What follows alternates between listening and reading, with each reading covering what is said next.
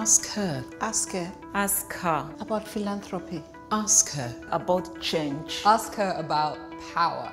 Ask us.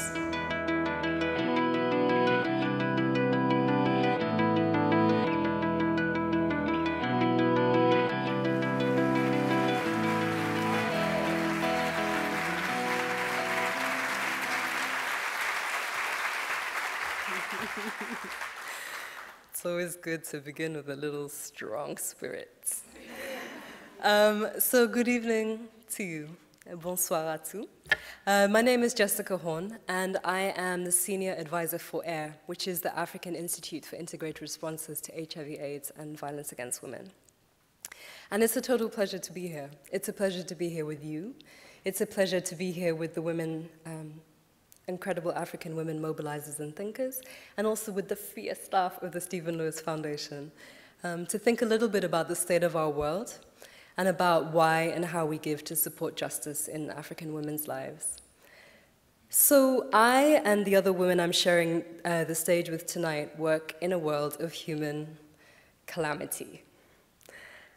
Our day-to-day is focused on hope and justice, sure, but is generally spent trying to work out how to respond to individual or collective catastrophes, right, to various forms of violations of women's rights.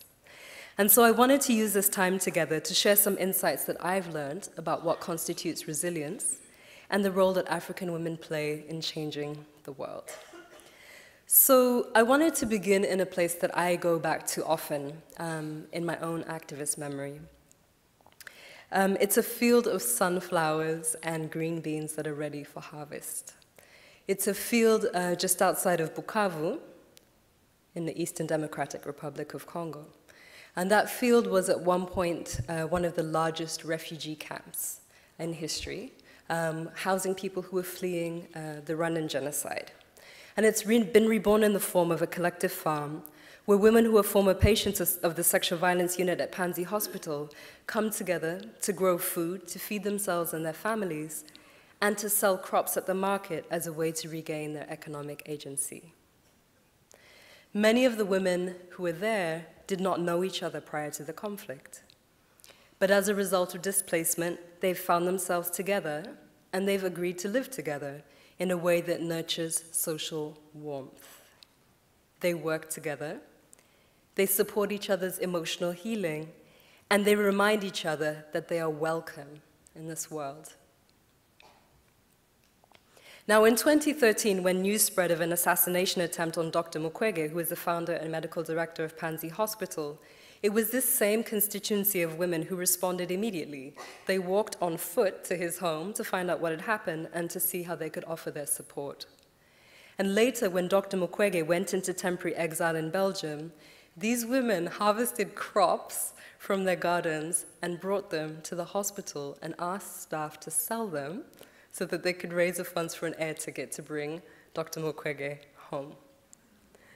Now, I go back to the image of these women often in my activist life because to me, it offers important political lessons.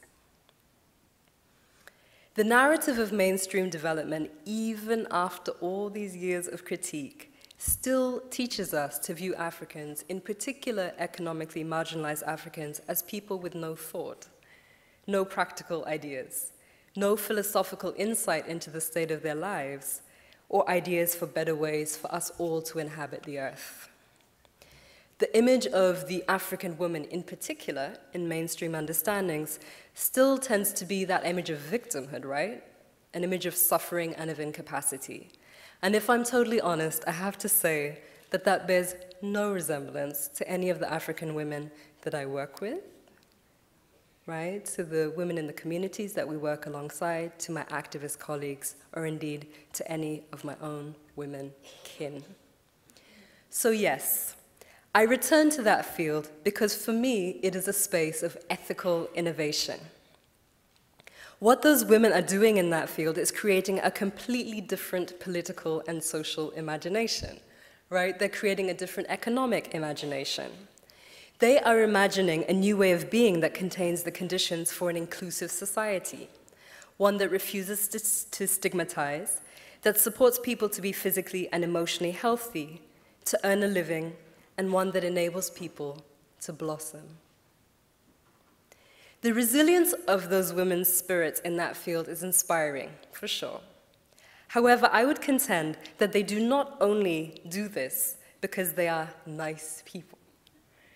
To me, what they express there is a political stance. It is an intentional expression of collective care. They are standing in solidarity and sharing the resources that they have. They are being philanthropists. Now, I tell that story because we are here to speak about philanthropy, right? About why we give and how we give. And in a historical moment that some have dubbed the era of social selfishness, it seems like a conversation that's even more urgent to explore. The word philanthropy itself comes from a Greek root meaning love, philia, of humanity, anthropos. So it speaks to an idea that we share the resources that we have with other people because it's a way of practicing love for our fellow human beings. It's a kind of loving solidarity, or to use a phrase that many people know I'm really fond of, it's a form of revolutionary love. Now, we're reflecting here on the crises of our times and how women on the African continent are responding. And I know that many of you here are very familiar with the course of the HIV/AIDS epidemic in Africa, and you've supported activism around it. And you know, too, that HIV/AIDS has proved the point that infectious disease spreads along the fault lines of social and economic inequality, right? We know that in the African region, it is still women, in particular young women, who are disproportionately infected, as well as those who live with lives restricted by discrimination, men who have sex with men and sex workers. It's also women, as we know, who remain the primary carers of people living with HIV. Now, in terms of its gender dynamics, the recent Ebola outbreak in West Africa has manifested in very similar ways. Ebola has spread through communities who've actually already known what it means to manage disaster. Sierra Leone, Liberia, and Guinea were in the 1990s and early 2000s epicenters of armed conflict revolving around mining and resource extraction. Now, when it comes to the story of how all of that ended, history really does tend to tell the tales of men, of the soldiers, of the presidents, and the formal peace envoys. But it is well documented that in all countries, and notably in Sierra Leone and Liberia, women organized en masse in tactical and very brave ways to negotiate an end to war, right? Women mobilized peacefully to make men with guns and eyes full of dollar signs lay down their weapons, stop the carnage, and agree to peace accords. And women also mobilized to make sure that women's rights were more firmly written into the laws and policies of their countries undergoing post-conflict reconstruction. And all of this happened with the strategic support of women's rights movements and women's funds outside of these countries, who kept calling for attention to the role that women were playing, calling for funds to be channeled to this incredible work, and in many cases, directly funding the activism itself. Now, 20 years later, an outbreak of an infectious disease like Ebola strikes in the Mano River region, and it is no surprise that women were the first responders. Women form the core of nursing and community health staff. Women also play a range of roles, unpaid and problematically so, and the saving grace without a doubt. Now, in countries with weak social services, women take on responsibilities that the state should shoulder. Women are the social safety net, the healthcare system, the counseling service, nurturers of the newly born, washers of the bodies of the dead, and the fiercest advocates for the lives of the living. In other words, women in affected communities are the crisis response system. And largely due to their role as first responders and as carers, women have also ended up a majority of the infected and also, unfortunately, of fatalities.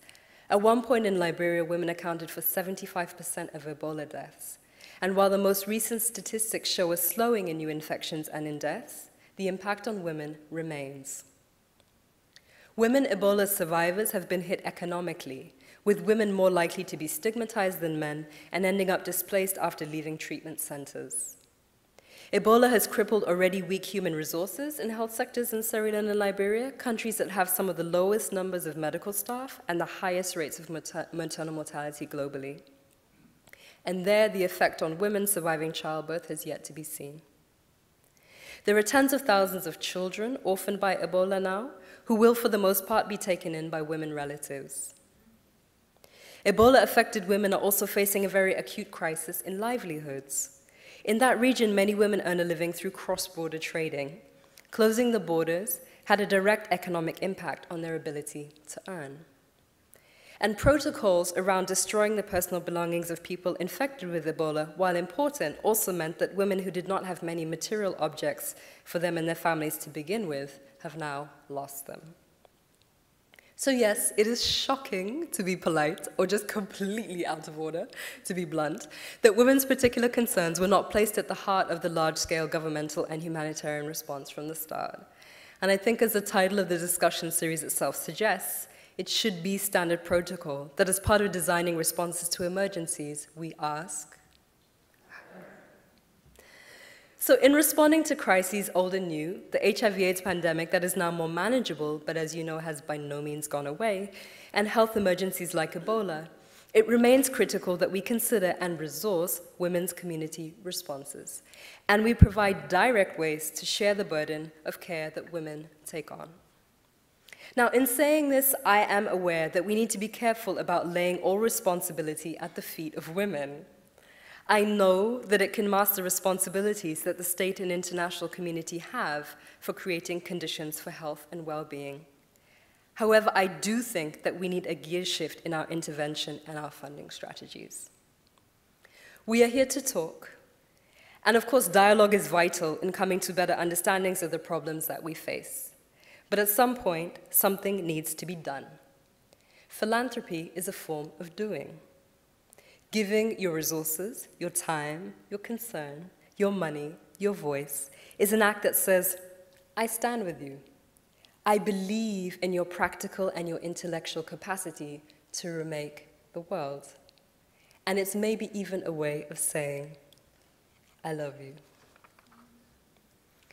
So large organizations and institutions take a long time to shift.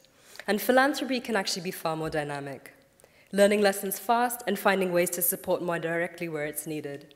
And I really do think that it's time to change the game ourselves and to direct resources to where we have learned time and again it's needed, in women's community mobilizing. We definitely have work to do in making sure that women are not forgotten after the media focus on Ebola in West Africa has died down. We have work to do in sustaining the persistent and necessary work around confronting the impacts of HIV/AIDS, of preventing violence against women, and of questioning the political and economic forces that fuel these catastrophes. So I began in a field of sunflowers and beans, and I would like to end by asking you to all join me there in your minds. So if you can journey to that field in your minds, and stand there, and look around at each other, and realize that we're actually here and we're in this together. And if you want, you could look up to the wide open sky. As you say in Kiswahili, uwezo ni wetu. The power to change is ours.